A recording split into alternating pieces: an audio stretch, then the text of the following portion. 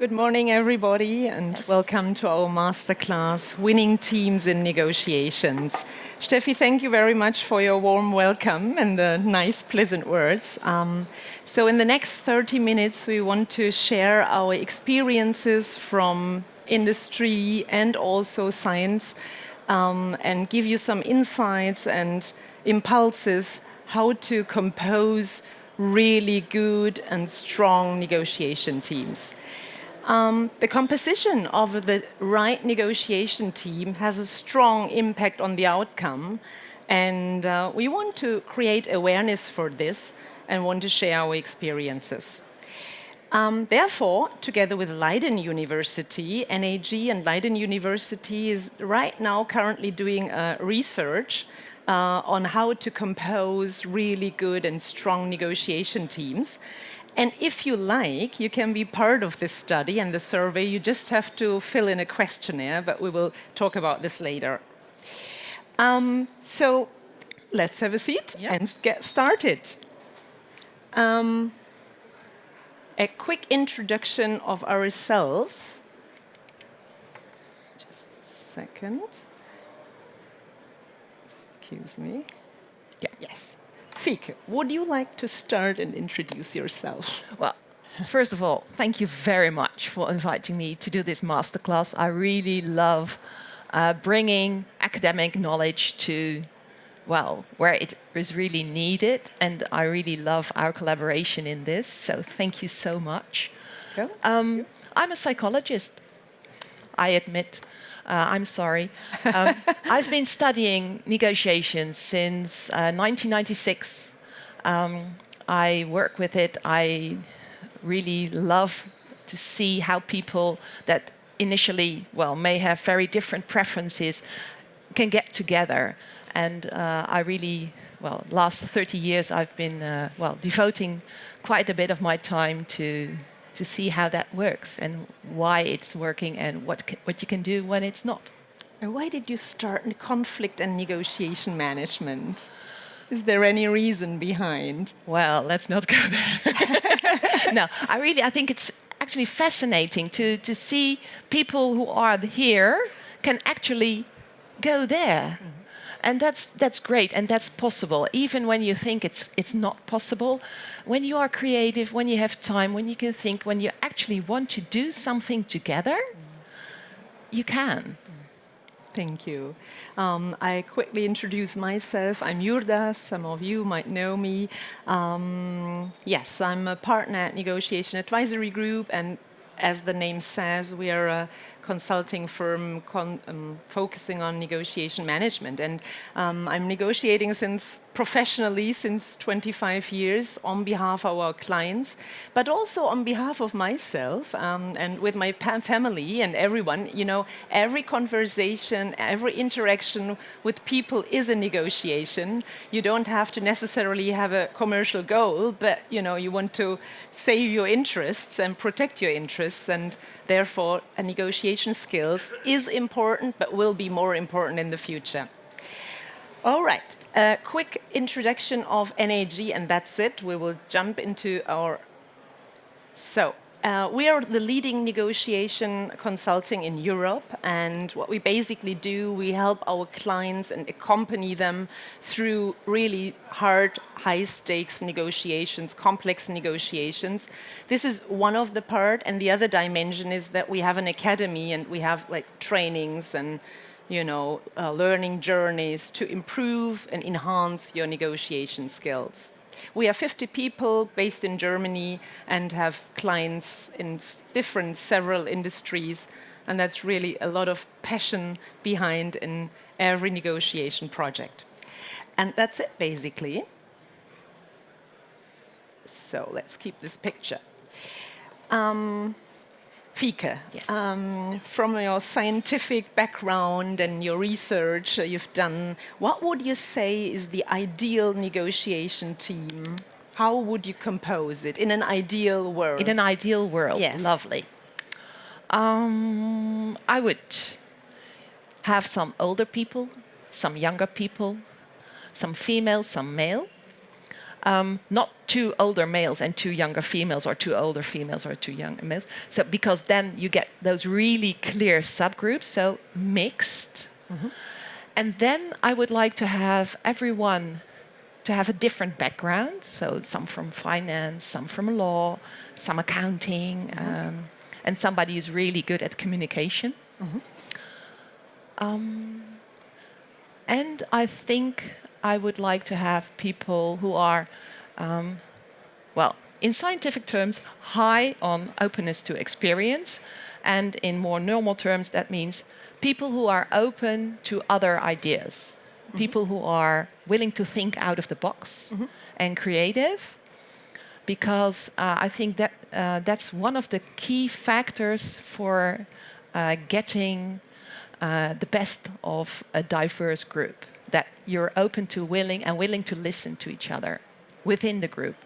All right, great. And yours?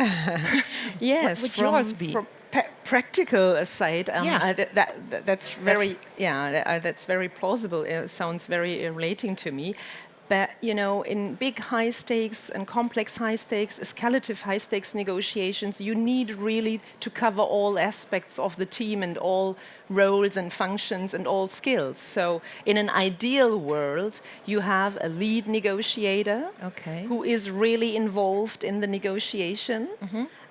You have a decision maker who is not involved in the negotiation.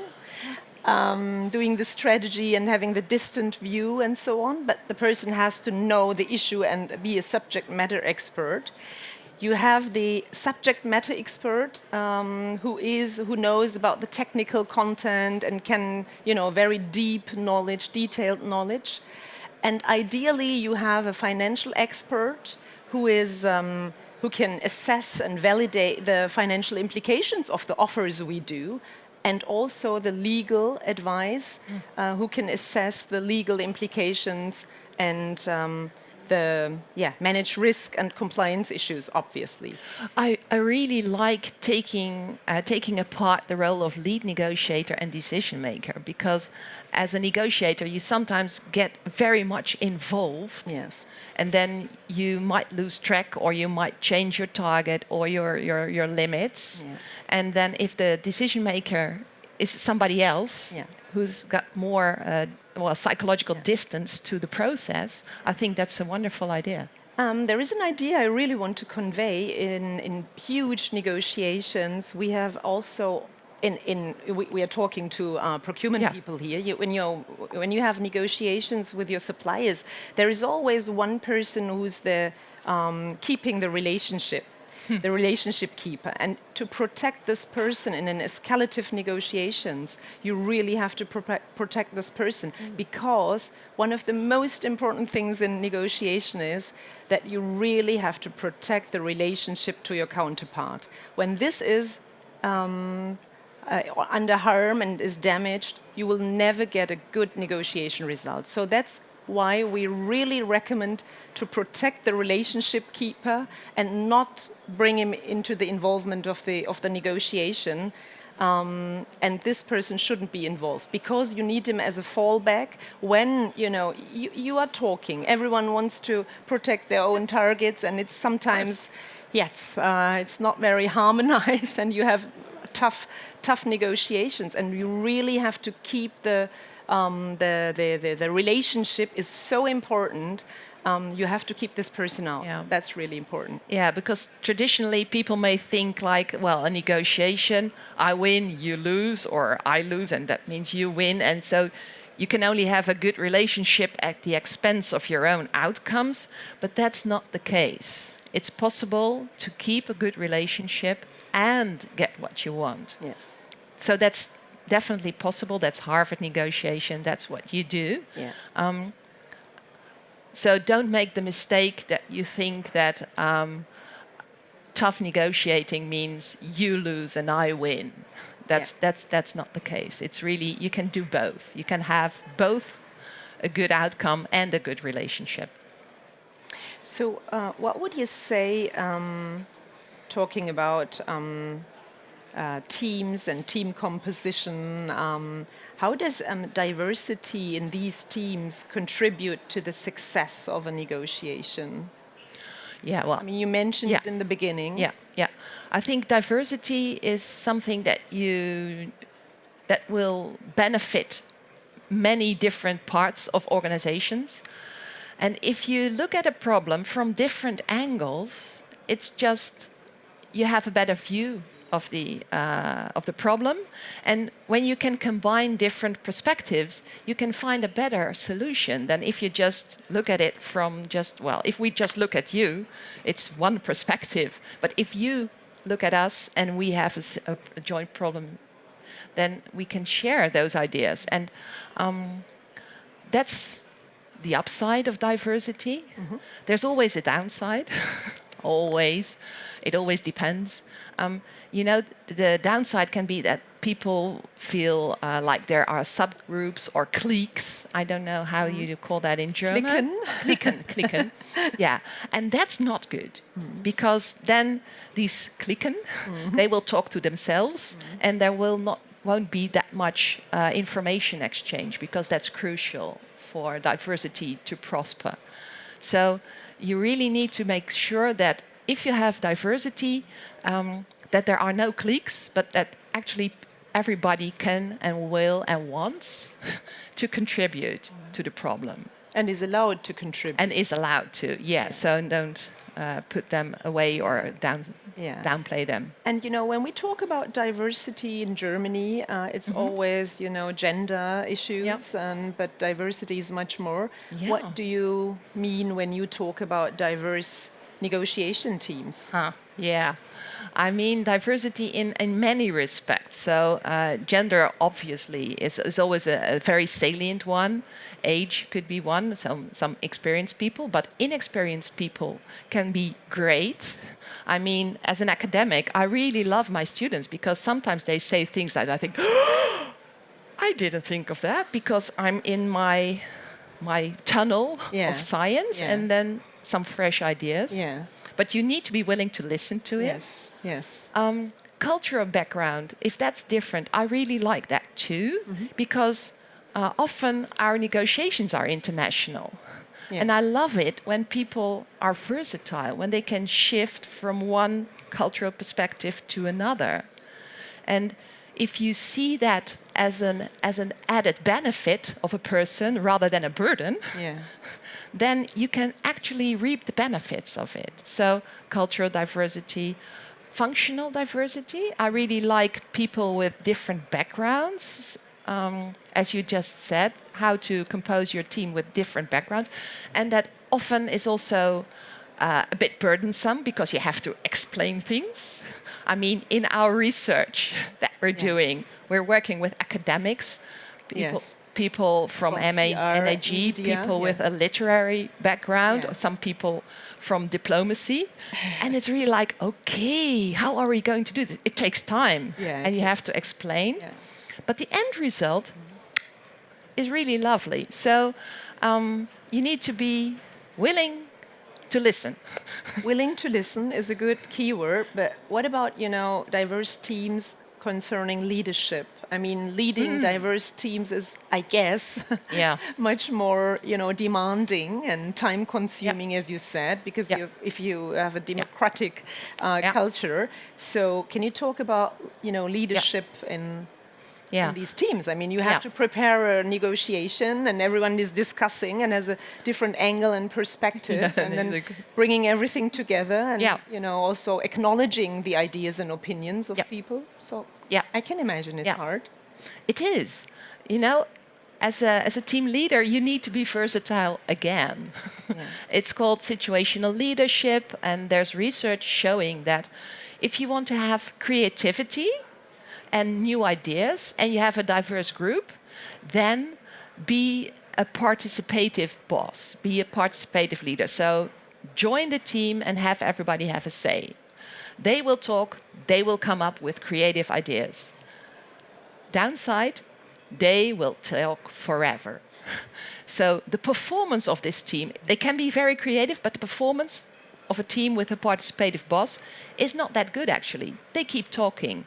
So the boss needs to change from being participative or the leader to being a decisive or directive leader. So after a while, you really think, okay, good ideas, we've heard enough, we're going there. Because if you leave that up to the team, you can wait for a very long time. From my perspective, you Yeah. really have to be open-minded and respectful to, different opinions and acknowledge them. But I think it's very important at the end of the day that someone takes a final decision and is as responsible and takes stakes for the decision, how the way forward or the negotiation scenario looks like, or this strategy. Someone needs to do this. But beforehand, the open discussion, the creative discussion, I mean, often in these projects when we accompany big negotiations, the people are very much stuck in a tunnel and they really lose creativity. And I think one of the most important things you really have to be aware of is an open mindset. Yeah. An open mindset is so important. It's the first lever before you start even negotiations, that you frame negotiations in a positive way. And it's often in Germany we have, like, I don't know how people in Dutch sees it or perceive it, but we have, from my experience, negotiating is something, it's conflict. It means people associate something negative with it.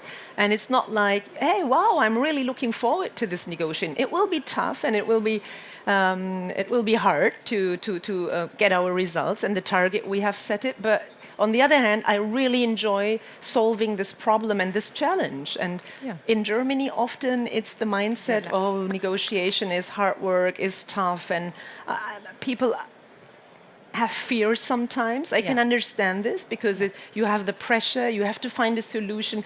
You talk and negotiate with a monopolistic supplier and you really, it's hard, it's escalative, but you really open mindset, flexible mindset brings you more ideas and makes you more creative. And this is a leader who has to ensure this, that really everyone thinks creative in a way. And not in the same pattern as in the... You won't find innovative ways to think about the problem when you're stuck in. I once had a negotiation about somebody wanted to have some knowledge from me, but they couldn't pay me. But it was a magazine, so I asked them, "Can you give me some publicity for my upcoming book?" And they did. So I got a lot of publicity for free, but I helped them out, and I really liked that idea. I think at the end of the day, I said you need a decision maker, but you have to have a transparent way of, establishing a clear process for decision making. And so everyone can relate on it and is not frustrated when his or her ideas are not in it. And for what's your experience, at least? Which part do people find most challenging when they're negotiating? I really, I'm just doing research. I just pick a part. But what is your experience with that? To be honest, it's the mindset. It's often when we come to companies or our clients and we support them, we see that most people are really stuck. And, people, human beings, we are all human beings, we have emotions. But fear is a really very big issue and the pressure you have and so on. So mindset is, from my perspective, the most important thing. And if you have a positive mindset and you are really willing to create a solution and a good solution for both sides, you really have to have a creative mind and not a fixed mindset. And when we come and join our clients and they say, oh no, we tried this doesn't work. We tried this, no, this doesn't work. So, I mean, you really have to be open. And the other thing is, I don't want to bash anyone, but often when we talk to CEOs and we, accompany a big negotiation, they say, "Oh, Mrs. Burkhardt, I'm negotiating since 30 years, and do you want to really teach me how I should negotiate?" The openness to learn, this is so important, to be open for impulses from other people. And if you think you are the hero of negotiation, you won't achieve the best results. I think the best results are gotten by the people who doubt themselves as negotiators, because they try the hardest. Yeah. They're really like, okay, what could I do? What can I do? And they get the best results. So Yes. doubt yourself Yeah. as a negotiator. Yeah, and also mindset on the one hand, and the other hand is to understand the incentives of your counterpart. I mean, Yeah. you don't have to just reflect on your targets. You have to understand this incentive structures of your counterpart. Yeah. What does this person really aims to do, and what's her or his target, professional-wise, but also individual-wise. You have some incentives individually regarding your salary and your package, but also targets you are following from your company. Yeah. So this is also very important. You have to have those in mind, but I think one of the most undervalued skills in negotiation is actually asking questions and listening. Just because it gives you so much information about the other person's targets, about when they get angry, that's information. Because, well, you're clearly not near where they want to be. So that's information, and then you have to calm them down, and then you can continue. But ask questions: why? Why not? What makes it hard? What's a concern for you? I think you might think like, okay, I might not get truthful information. However, oftentimes when you just ask a question and listen carefully and maybe ask a follow-up question, you get a lot of information. Sometimes we experience that, procurement is negotiating with a supplier and they had some bad experience in the past. There are some grievances, past grievances on conflicts from former negotiations. And sometimes it's really helpful to change the face because, as I said before, relationship is so important.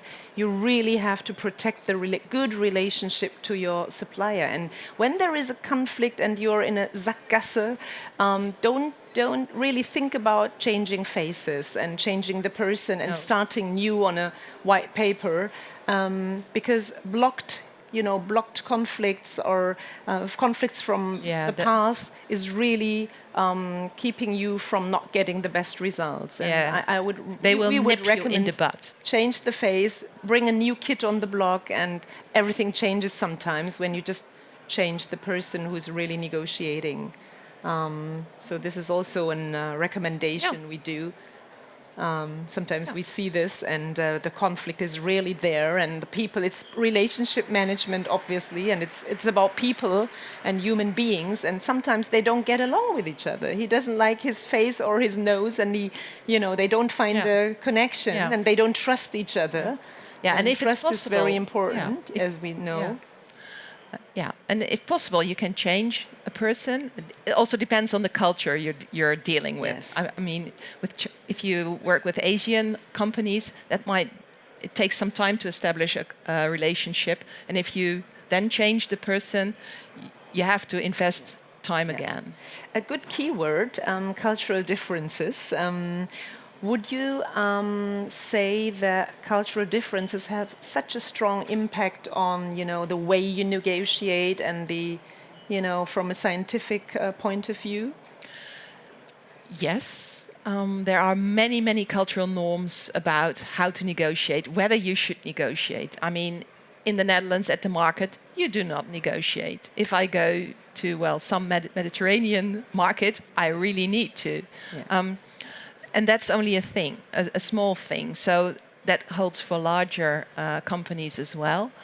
I think there are some general things like, Asian, more hierarchical societies, you really need to establish a good relationship first before you can talk business. with more Western societies, that's easier, that's quicker. Can be more task focused from the beginning. On the other hand, people are people, and I'm Dutch. I know that the Dutch are considered to be rude. I might be the most polite Dutch person, or I might be a very rude person. Within a country or society, there are huge differences. So always check the person you're dealing with. The cultural background can give you some hints or information, like, okay, I need to obey hierarchy or not, or there's a high power distance, or the group is more important, or the individual. However, always take into account the person, because individuals within a country can vary. Yes, this is my experience as well. Culture and national attributes are very highly staked, but from my experience, it's the personality. I mean, the people you are talking to. I mean, a Dutch person can be very polite, but also, also be. It's not. There is no typical characteristic trait. So I think, and at the end of the day. My experience is that everyone wants to make the deal. Everyone, we are working in a company and we want to have revenues and profits. So I think it's a little bit overemphasized, this cultural issue. From my point of view, we are coming together to find a solution which is good for both sides, ideally, and we want to do this deal and we want to find a result. So sometimes people really overemphasize. Obviously, there are some differences, but they are not so strong as people might think. Yeah. What is the most unexpected or interesting finding you had in the field of negotiation? Is there anything? Yeah. Sometimes it is said, when things get hot, take a break. Oh. And I do think that's true. When people get really angry or emotional, take a break. Because when people are really emotional, they can't think rationally. You won't get a good deal. When your counterpart is getting emotional, or yourself? Both. Yeah. However, I also found that when you take a break and people are very competitive and you take a break at that point, they will use the time to dig even deeper and to think about how can I get you. Okay. So then a break can be really counterproductive. Whenever you take a break, make sure that people are really stress the fact that we want to have a deal together. We need to do this together. We have to try to have a break in a kind of cooperative, collaborative atmosphere rather than a very competitive one, because that will make it even harder sometimes. Yeah. I didn't expect that. And I didn't expect that emotions play such a strong role in negotiations. Even when we are involving board members and so on, they really can't control their emotions. And emotional decisions are not the best. To have really a distant view sometimes, and it's not a commercial side, but this is our advantage as a consultant, that we are not emotionally involved, and we have completely analytical and mind, and we look on it from a different perspective. We don't have the history, we don't have the relationship, and we really have a clear view on that. With less emotions, and this really makes a difference. I can imagine. You really have to control and manage emotions during, aggressive sometimes and high stake and negotiations. That's so important. That's one of the most important things. They overrule, and you don't make good decisions. True. If you would give audience a piece of advice to negotiate better, to get better results, what would it be, Fieke? Well, I already said ask questions, listen carefully. I think that's really good. But can I say something else? Yes, of course. Yeah. Make the first offer. Especially, and that goes for all fields of your life, especially with kids. If you have children and they want to go out and you have to negotiate the time they're home, make the first offer. 12:30. And then they have in mind 4 o'clock when, well, they have a hard time negotiating back to there. You mean set the anchor? Yeah, you set the anchor. Okay. And if you say, well, what time would you like to be home? Well, 4 o'clock. Then I have a hard time negotiating back to 12:30. So make the first There's offer so there much as an scientific, anchor. yeah, this is so much scientific work on it, on setting the anchor, and everyone, there are different views on it, but you would recommend definitely If you set know what either you're first, talking you have the about, power when yeah. you set that. Yeah, if you know what you're talking about, make the first offer. If you don't know, do not. All right. And yours? What would be yours? I would say control your emotions and have a positive mindset and listen at what you said. Yeah. Listen to your counterpart. Ask questions. These information are so valuable. You can put in your negotiation strategy. This is so important. Yeah. Listen to your counterpart. Ask intelligent questions.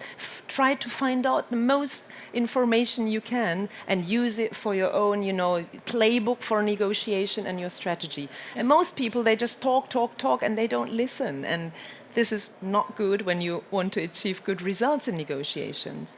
Use that. Use the other side. And we know it from, when we do big negotiate or help our clients to negotiate, it's often that good salespeople, they find their information everywhere. They ask questions, they talk with IT, they talk with different departments, and, they need this information to assess their power and position. And this is very important, to ask questions, to gather information which you can use for your strategy. Yeah. We are behind time. We could talk for ages on that. We can talk forever. But I think it's time, Thank you so much for listening. I hope we could give you share some insights with you from our experience, and we could give you impulses, and we wish you a lot of luck and success with a positive mindset for your next negotiation. Thank you very much. Thanks.